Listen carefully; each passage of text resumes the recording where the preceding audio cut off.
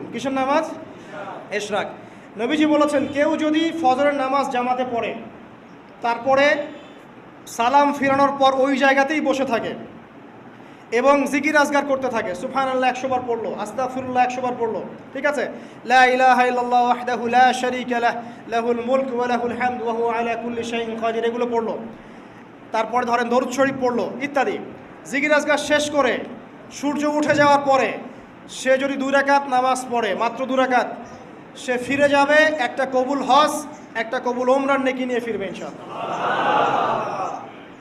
আরেকটা নামাজ আছে, যদি পসিবল হয় পড়তে পারেন, 8টা থেকে 10টার মধ্যে পড়ে ফেললে ভালো, এরপরে সূর্য উঠে যায়, সূর্য গরম হয়ে যায়। সেটা হলো আপনার এই চাশতের নামাজ, যেটাকে আমরা বলি সলাতুদ দুহা, চাশতের নামাজ। আমরা অনেকে রিজিকের সমস্যায় ভুগি না, দারিদ্রতা, রিজিকের সমস্যা, আমাদের অভাব,